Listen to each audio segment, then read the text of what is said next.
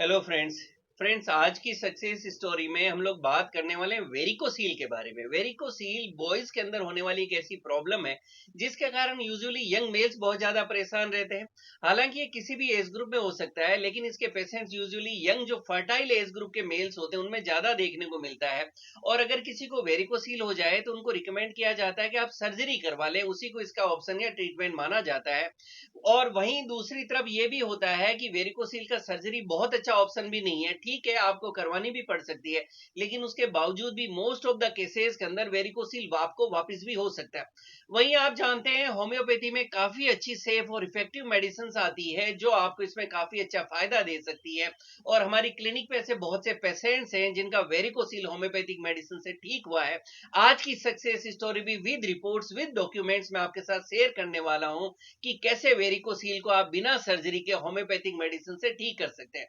Friends, मेरा नाम doctor Rawat Chaudhary है। आप जानते हैं मैं जोधपुर के अंदर एक होम्योपैथिक प्रैक्टिशनर हूं। हमारे क्लिनिक पे हम लोग हर तरह की बीमारी के होम्योपैथिक ट्रीटमेंट करते हैं। इसी के साथ में हमारे यूट्यूब चैनल पर हमारी कोशिश रहती है कि हर बीमारी का एक बेसिक आइडिया हम आपके साथ शेयर कर सकें। उसके लिए बेसिक जो होम्योपैथिक मेडिसिन है उसका एक नॉलेज आपके साथ शेयर कर सकें।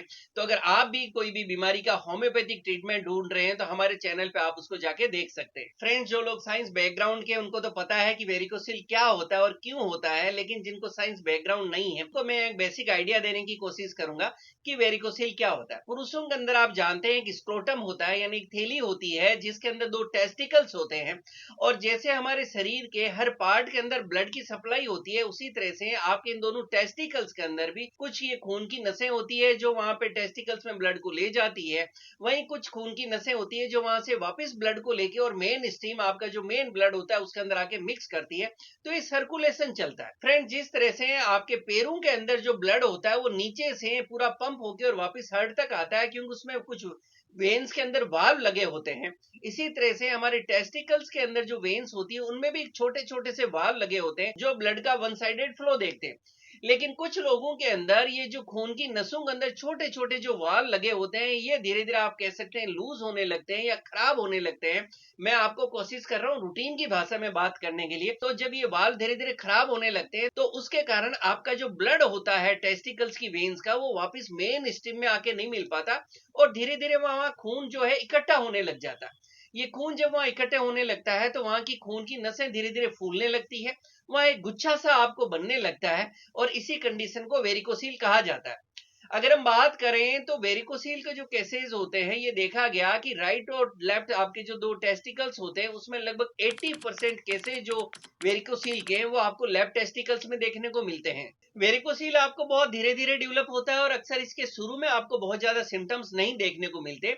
इसके अगर हम कारणों की बात करें कि आखिर वेरिकोसील की बीमारी किसी को क्यों हो जाती है तो इसका कोई एग्जैक्ट कोज या कोई एक सिंगल कारण नहीं है जिसको हम यहाँ कह सकें कि हाँ ये एक कारण है जिसके कारण वेरिकोसील होता है। ये इंडिविजुअल केस में कुछ अलग अलग कारणों से हो सकता है, लेकिन कुछ कॉमन कारणों की अगर हम बात करें तो वो लोग जो बहुत ज्यादा वेट उठाने का काम करते हैं, जैसे अगर आपका कोई काम ही ऐसा है जिसमें आपको दिन भर वेट उठाने का काम है। वहीं दूसरी तरफ ऐसे बॉयज जो जिम में जा रहे हैं और बहुत ज्यादा वेट उठाते हैं, यानी उनके शरीर की जो कैपेसिटी है उससे ज्यादा अगर वो जिम में जाके वेट उठा रहे हैं, सपोर्टर्स यूज नहीं कर रहे हैं, तो उसके कारण भी उनको जो है वेरिकोसील हो जाता है। वो लोग जिनका वेट काफी ज्यादा है ऐसे लोगों के अंदर भी वेरिकोसील देखने को मिलता है। अब हम बात करें अगर किसी को वेरिकोसील हो गया है तो उसके कारण उनको क्या कॉम्प्लिकेशंस देखने को मिल सकते हैं।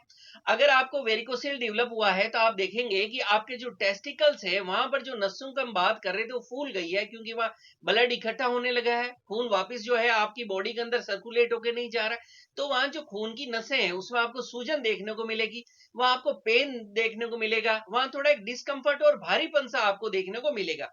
इसी तरह से अगर आप मैरिड लाइफ में हैं तो आपको पता चलेगा कि आपका जो स्पर्म काउंट है, यानी आपकी बॉडी के अंदर जो शुक्राणु है उनकी संख्या कम होने लगी है, जिसके कारण आपको निसंतानता का सामना करना पड़ रहा है। आप मैरिड लाइफ में हैं लेकिन अगर आपकी पार्टनर कंसीव नहीं कर रही है क्योंकि आपको वेरिकोसील हो गया। इसी तरह से वेरिकोसील के कारण आपको एक और कॉम्प्लिकेशन देखने को मिल सकता है कि आपका जो मेल सेक्स हार्मोन जिसको हम टेस्टोस्टेरोन कहते हैं, आप देख सकते हैं कि उसका लेवल आपकी बॉडी के अंदर कम हो गया है, जिसके कारण आपको अपनी मैरिड लाइफ के अंदर इरेक्टाइल डिसफंक्शन का सामना करना पड़ सकता है, प्रीमेच्योर इजैकुलेशन जिसको शीघ्र पतन कहा जाता है उसका सामना करना पड़ सकता है, या आपको लो लिबिडो का सामना करना भी पड़ सकता है। फ्रेंड्स, वेरिकोसील अगर किसी को हो जाए तो आप जानते हैं कि उसके अंदर आपको सर्जरी रिकमेंड की जाती है, लेकिन जैसा कि वीडियो के शुरू में बात कर रहे थे, ये है सक्सेस स्टोरी। इस वीडियो के अंदर हम बात कर रहे हैं कि किस तरह से होम्योपैथिक मेडिसिन से एक पेशेंट का वेरिकोसील बिल्कुल ठीक हुआ। मैं आपके साथ स्क्रीन पे रिपोर्ट शेयर कर रहा हूं। इस रिपोर्ट में आप देख सकते हैं कि जब हमने इनका ट्रीटमेंट स्टार्ट किया तो इनके वेरिकोसील मेंशन किया हुआ है। नेक्स्ट रिपोर्ट जो मैं आपके साथ स्क्रीन में शेयर कर रहा हूं आफ्टर ट्रीटमेंट, उसमें आप देख रहे हैं कि इनका वेरिकोसील बिल्कुल ठीक हो चुका है और अब इनको कोई भी वेरिकोसील नहीं है। इसी तरह से बहुत से केसेज हैं जिनको वेरिकोसील में होम्योपैथिक ट्रीटमेंट से बहुत ज्यादा फायदा हुआ है। तो अगर आप भी चाह रहे हैं कि अगर सर्जरी से बचना चाहते हैं तो आप भी होम्योपैथिक ट्रीटमेंट ले सकते हैं और हो सकता है आपको भी सर्जरी नहीं करवानी पड़े।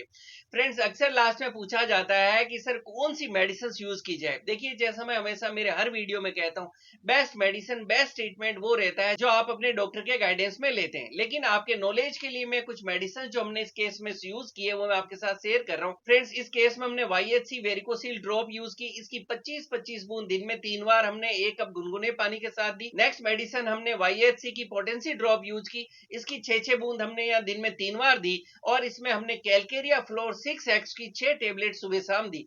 इस केस के अंदर ये मेडिसिन हमने यूज की और आपने देखा किस तरह से इनका वेरिकोसील ठीक हो गया। फ्रेंड्स, इस केस के अंदर हमने ये मेडिसिन यूज की जो हमने हमारी क्लिनिक पे हम लोग हमारे पेशेंट्स को देते हैं, बट रूटीन के अंदर कुछ ऐसी मेडिसिन जो कहीं भी अवेलेबल हो जाती है। और थेराप्यूटिकली अगर मैं आपके साथ शेयर करूं तो ऐसे के अंदर हेमामिलेस एक काफी अच्छी मेडिसिन है। इसको मदर टिंचर फॉर्म में आप यूज कर सकते हैं। पल्सेटिला 200 भी एक काफी अच्छी मेडिसिन है, इसको सुबह शाम यूज किया जा सकता है। और लेकेसिस 200 की 15 दिन में आप एक डोज यूज कर सकते हैं। ये कुछ ऐसी मेडिसिन है जो हर जगह आराम से अवेलेबल हो जाती है, वो भी मैंने आपके नॉलेज के लिए शेयर की है। और शुरू में मैंने आपके साथ वो मेडिसिन शेयर की जो हमारे क्लिनिक पे हमने बना के और इनके साथ में यूज की। फ्रेंड्स, इस वीडियो के थ्रू यही मैसेज यही कॉन्फिडेंस देना चाह रहा हूं कि होम्योपैथी, अगर आपको वेरिकोसील है, आप जहां भी रहते हैं अपने डॉक्टर के गाइडेंस में अगर ट्रीटमेंट ले और हो सकता है आपको भी सर्जरी नहीं करवानी पड़े।